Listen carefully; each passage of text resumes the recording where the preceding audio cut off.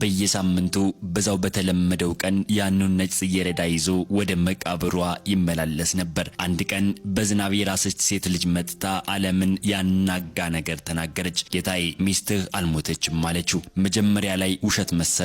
ነገር ግን ልጅቷ መዳፏን ስትከፍተው ያየው ነገር በድንጋጤ አፈዘዘው። መቃብር ውስጥ አብሮት መቀበር የነበረበት ያ ንብረት አሁን ልጅቷ እጅ ላይ ይገኛል። የሆነ ሰው ሕይወቱ ዘመኑን ሰርቆታል። ከሁሉም በላይ ደግሞ ለዛ ሁሉ ተጠያቂ የሆነው ሰው ለ2 ዓመታት ያህል ከጎኑ ሳይለየው የቆመው ያ ሰው ነበረ። ነገር ግን ማንም የማያውቀው ትልቅ ምስጢር በዚህ መቃብር ውስጥ ያለው አስከሬን ውስጥ አልነበረም። ዝናቡ ከጠዋት ጀምሮ ይዘንባል። እንዲያውም ዝም ብሎ ለቤት ውስጥ ሙቀትና ለሻይ ግብዣ የሚጋብዝ አይነት ዝናብ አይደለም። ይልቁንም ዓለም በሙሉ አንድን ትልቅ ነገር እያለቀሰች እንደሆነ የሚያስመስል ቁጣ የቀላቀለ ከባድ ዝናብ እንጂ።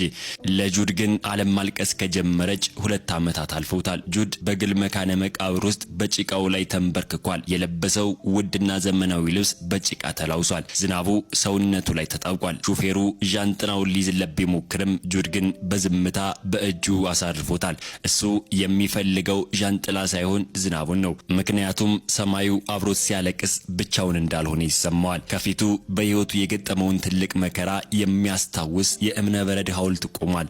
ሬቤካ ተወዳጅ ሚስት የሕይወት አጋር ያለ ጊዜዋ የተቀጠፈች ከ2 ዓመት በፊት በዚያው ቦታ ላይ በመቶዎች የሚቆጠሩ ባለስልጣናት፣ ነጋዴዎች የታደሙበት የቀብር ስነ ስርዓት ላይ በደረቱ ውስጥ እንደ በረዶ ይመታ የነበረው ልብ ዝም ባለ ወቅት በዛ ዕለት እሱ ከክፍል ውስጥ ካሉት ሁሉ ባለጸጋው ግን ደግሞ ከሁሉም በላይ የተሰበረው ሰው ነበረ።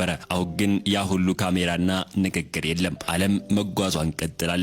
ሰው ግን ባለበት ይቆማል። ጁድ አሁንም በየሳምንቱ ነጭ ጽጌረዳውን ይዞ ይመጣል። ሬቤካ ነጭ ጽጌረዳ ትወድ ነበረ።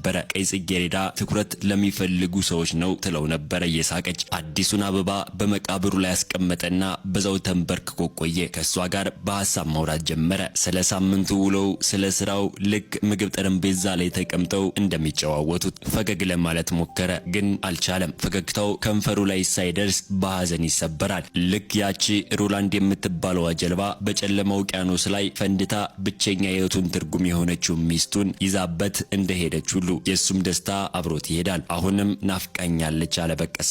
ይህንን ያለው ለሹፌሩ ወይም ደግሞ ለካሜራ ሳይሆን ለራሱ ለድንጋዩና ለዝናቡ ብቻ ነበረ።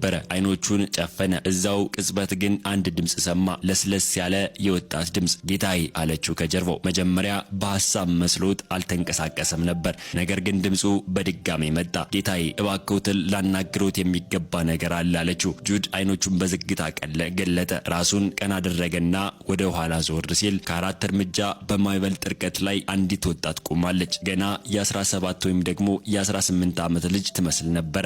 ነገር ግን አይኖቿ ውስጥ የሚነበበው የህይወት ውጣ ውረድ ከእድሜዋ በላይ እንድትበስል አድርጓታል። በዛ ዝናባማ ቀን በመቃብር ስፍራው ውስጥ በባዶ እግሯ ቆማለች። የለበሰቻቸው ልብሶች ንጹህ ቢሆንም ደጋግሞ መታጠባቸው የቀድሞ ቀለማቸውን የረሱና የሳሱ ነበሩ።